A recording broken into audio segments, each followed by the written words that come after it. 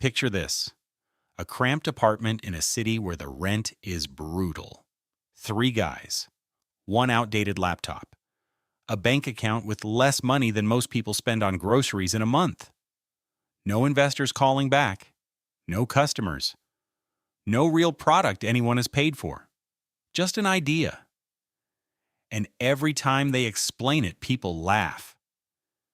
10 years later, that company is worth more than $100 billion. Not 100 million, 100 billion. With a B bigger than companies that had 50-year head starts, billion-dollar war chests, established brands, lobbyists, distribution, and entire floors of MBAs who were sure this little startup would be dead in a year. So how does that happen? How does a company that starts with basically nothing, no money, no brand, no customers, no leverage, beat giants that have every advantage? Because most people look at a $100 billion company and assume the founders must have been geniuses, or lucky, or connected. Maybe all three. But when you pull the story apart, the pattern is much more interesting. There was an insight sitting in plain sight that everyone else dismissed. There was a growth strategy that cost almost nothing and worked better than massive ad budgets. There was one terrifying decision that could have killed the company if it went wrong. And there was a hidden cost that gets left out of the clean success story. Today, I'm going to walk you through that pattern step by step. How a startup went from zero to $100 billion in 10 years, and why, once you understand how it happened, you'll start seeing the same pattern everywhere. To understand why this story is so strange, you first have to understand the world before this company existed. The industry these founders were about to enter looked closed. Not competitive, closed. A handful of giants controlled almost everything. They had the customers. They had the infrastructure. They had the contracts, the lobbyists, the brand recognition, and the distribution. If you were a rational business person looking at this market, the answer was obvious. Don't bother. The game is over. The seats at the table are already taken. And customers weren't exactly happy. They had this quiet, low-grade frustration with how things worked. The product was clunky. The pricing felt unfair. The experience felt outdated, like it had been designed years ago and then frozen in place. But when frustration lasts long enough, people stop calling it frustration. They just accept it. They build habits around the inconvenience. They say, "That's just how it works." Investors looked at the market and called it saturated. Analysts called it mature. The smart people, the people paid to predict the future, mostly agreed. There was no opportunity here. Move on. And that is the first important point. The founders didn't see some massive, obvious opportunity that everyone else missed because they were stupid.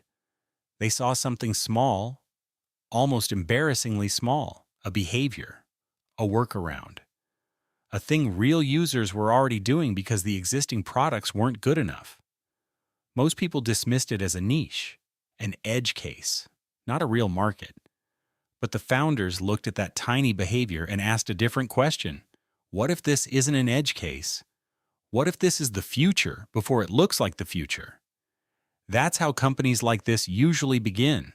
Not with a lightning bolt, not with a perfect business plan, with someone paying attention to something everyone else thinks is too small to matter. Now, when I say this company started with zero, I mean zero in the ways that are supposed to matter. They had no marketing budget, not a small one, none. They couldn't run ads. They couldn't pay influencers. They couldn't buy attention. They could barely make the company look real.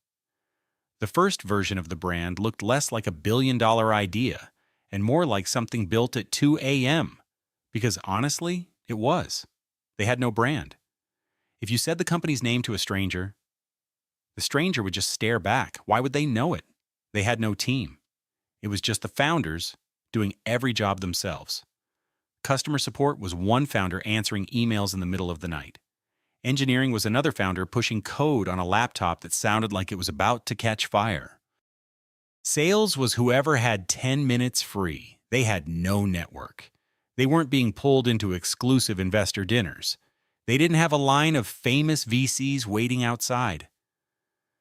When they tried to raise money, most investors said no. Some said it politely.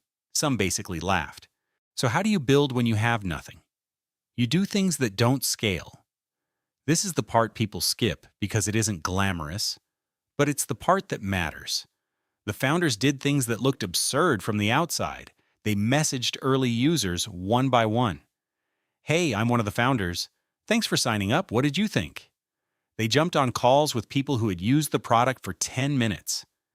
They went to tiny meetups with maybe 12 people in the room and pitched like the entire future depended on it. When something broke, they didn't hide behind a support queue. A founder might drive across the city or fly across the country to fix it in person. They faked things on the back end. What looked like automation was often just a person manually doing the work behind the curtain. Some nights, that person was a founder who hadn't slept properly in 2 days. And this is the strange power of doing things that don't scale. The first users felt seen, not targeted, not acquired, seen. They felt like the company actually cared. Because it did. And then they told their friends. Not because of a clever ad campaign, not because of a referral bonus, because they had never been treated like that by a company before. That's how you get your first 100 customers with no money. You don't buy them. You earn them, one conversation at a time. For a while, that was the whole company. Slow, manual, exhausting. The kind of work that makes you wonder, 9 or 10 months in, whether you're building a real business or just operating the world's most inefficient hobby. Then something changed. It wasn't dramatic. No press release, no magazine cover, no big announcement. The founders just looked at the numbers one week and noticed a pattern. A small group of users, tiny compared to the total market, weren't just trying the product. They were using it constantly, every day, sometimes multiple times a day. They were telling friends. They were sending feature requests with the intensity of people who had finally found something they'd been waiting for. The world still didn't care. The press wasn't writing about them. Competitors weren't scared. Most investors still weren't convinced. But this tiny tribe of users was obsessed. And this is where many founders make the wrong move. When traction finally appears, the instinct is to broaden, go after more customers, more segments, more use cases, make the product appeal to everyone. These founders went the other way. They narrowed. They studied the people who loved the product most and asked, why these people? What pain are we solving for them that we are not solving for everyone else? What would make this product even more perfect for them, even if it makes it less interesting to the broader market? That decision, to serve the people who already love you instead of chasing the people who don't, is one of the most underrated moves in startup history, because those obsessed users were not just early customers. They were a signal. They were the leading edge of a much larger market that did not look obvious yet. The company just had to be patient enough to serve the few before it could reach the many. That's the moment the story changes. Until then, the company was surviving. After that, it was winning. Quietly, but winning. So how does a company with no marketing budget go from a tiny tribe of obsessed users to millions of people and eventually billions in revenue? This is the part worth paying attention to, because the answer is not, they got lucky. It's not even, they went viral. The answer is that they built a machine, a loop where the product itself did the marketing, and every new user made the product more valuable for everyone else. Here's how it worked. A new user signs up. That part is normal. But once that user starts using the product, they don't just consume value, they create value. Maybe they post content other people can see. Maybe they add data that makes the system smarter. Maybe they invite teammates because the product works better with other people inside it. Maybe they leave reviews that influence the next group of buyers. Whatever the exact mechanism, their activity makes the platform more useful. Then that extra value attracts more users, not because the company spent more money, but because the product actually got better. People talk about it, they share it, they invite others. Then those new users create more value. The loop turns again. More users, better product, stronger switching costs, more trust, more growth. That is what people mean when they talk about network effects. But network effects are not magic. They are design. The founders built the product so that usage and growth were connected. You couldn't really use the product without helping it spread or making it stronger. On top of that, they used every cheap distribution lever they could find. Word of mouth, because the product was worth talking about. Freemium, where the free version became a permanent advertisement for the paid version. Content and SEO, where they created useful resources and let search traffic compound over time. Communities, where they didn't try to dominate the conversation. They showed up, helped, and earned trust. And this is what competitors struggle to copy. The incumbents had more money. They could outspend the startup on ads 10 to 1, maybe 100 to 1. But you can't simply outspend a flywheel. Ads are rent. You pay every month to keep the traffic coming. A growth loop is an asset. You build it, improve it, and if it works, it compounds for years. A competitor could spend $1 million and get $1 million of users. This startup could do something almost free and keep getting users month after month because the product itself kept pulling people in. That's the difference between buying growth and engineering growth. And it's one of the biggest reasons this company beat opponents that looked stronger on paper. At this point, it would be easy to think the story is basically over. They found the insight.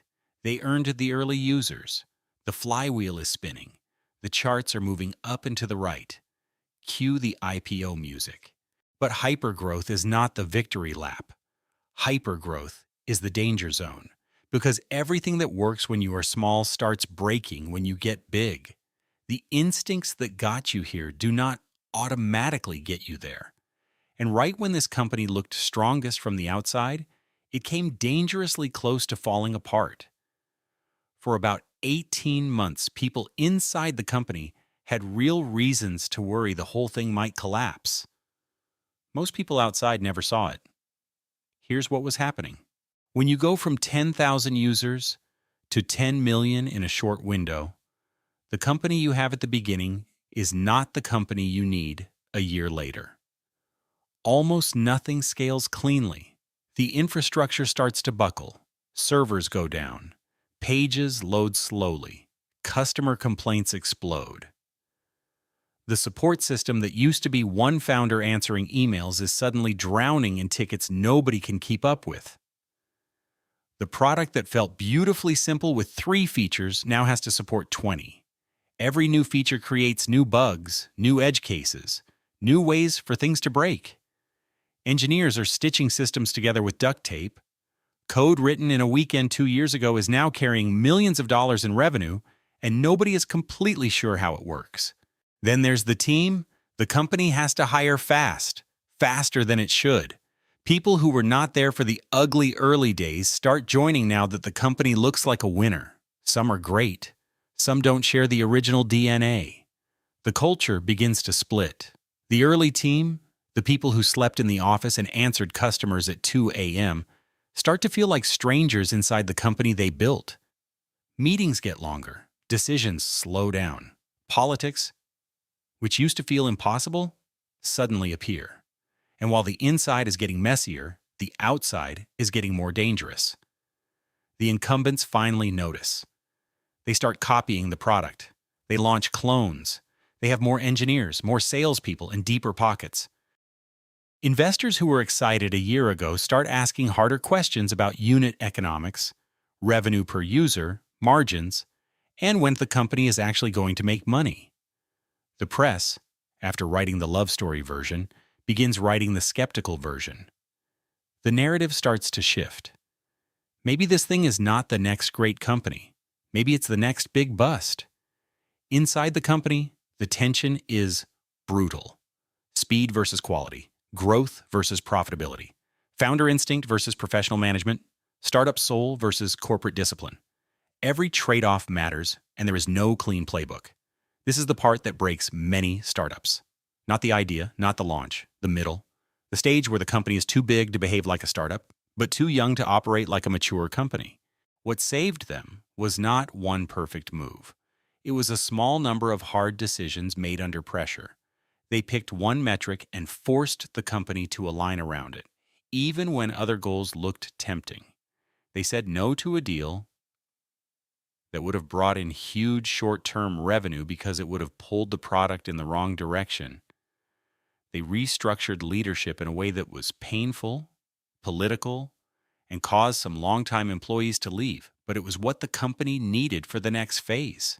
They evolved the business model, not as a desperate pivot, but as a deliberate expansion into a market much larger than the one they first imagined. None of this looked obvious while it was happening. Each decision could have been wrong. But looking back, that cluster of choices is what separated this company from the many others that had similar products, similar momentum, and then disappeared. And then came the realization that changed everything. Until this point, the founders thought they were building a product company. They made a thing. People used the thing. Some people paid for the thing. That was the model. But in the middle of the chaos, they noticed something deeper. The thing they built was no longer just a product. It was becoming infrastructure. Other companies were building on top of it. Entire workflows depended on it. New businesses were emerging around it. Industries were quietly reorganizing themselves with this startup sitting in the middle.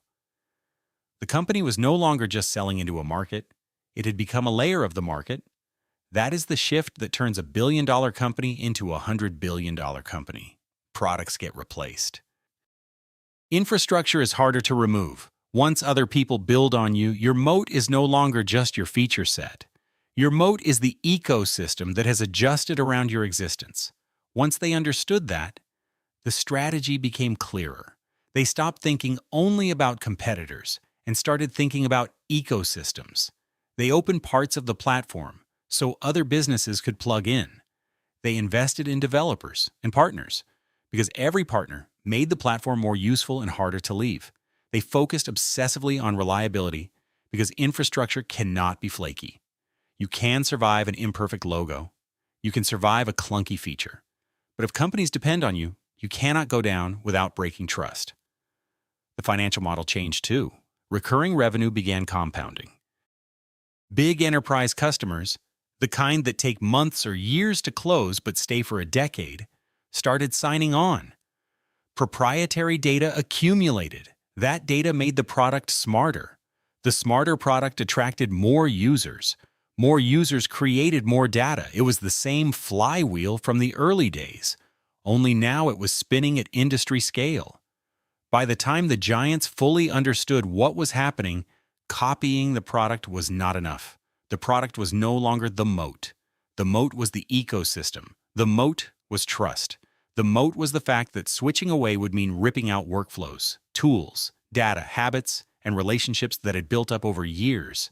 The incumbents were no longer competing against a scrappy startup. They were competing against gravity. That is how a company reaches $100 billion. Not just by building a better product, but by becoming something the market depends on. But that version of the story leaves something out. A $100 billion company is not free. There is a price for that kind of success, and the people who pay it are often the people who built it. By this point, the founders are not the same people they were in the apartment. They are tired in a way a vacation does not fix. Some have stepped back. Some have stepped out entirely. Some of the original employees, the ones who carried the company through the early years, have left with complicated feelings about what it became. The culture changed. It had to. You cannot run a global $100 billion organization like a 5-person startup. But every cultural change comes with a loss. The speed, the scrappiness, the willingness to bend rules and make decisions in a room with 3 people. All of that slowly gets replaced by process, legal review, brand consistency, quarterly planning. It is necessary. It is also a kind of grief. The users feel it too, the original users, the ones who loved the product when it felt small and personal, may feel the company has changed. The product that once felt free and theirs now has premium tiers, ads, enterprise priorities, or policies written for scale. The community that felt like a club starts to feel like a corporation. Some users move on. Some stay but complain loudly. Some were never going to accept the company becoming big. Then come the outside pressures. Regulators pay attention. Lawmakers ask questions. Journalists who once wrote hero pieces now write investigations. The company has to manage governments, antitrust concerns, public criticism, and the uncomfortable accusation that it has become the kind of dominant force it originally challenged. And underneath all of that is the question founders rarely answer cleanly. Are we still the company we set out to build? Or did we become to the giant we wanted to replace? There is no simple answer. The honest version is not a fairy tale. It is a trade-off. So if you stayed with me this long, here are the 3 lessons that actually matter from this story. Lesson 1.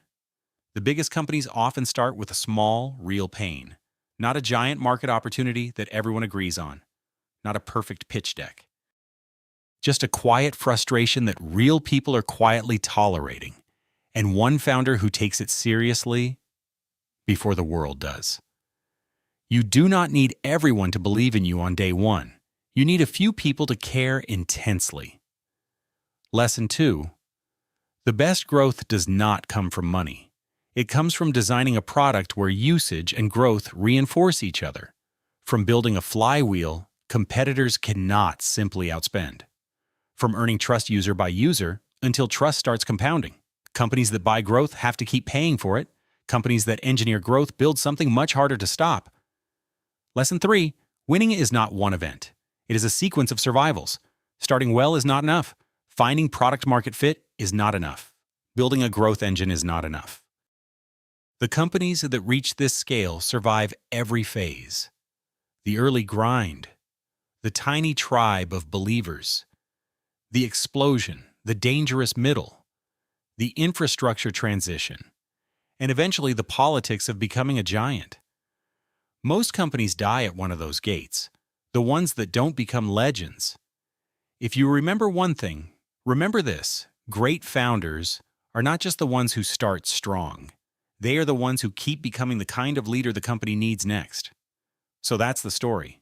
From a laptop in a cramped apartment to a $100 billion business in 10 years, starting with basically nothing.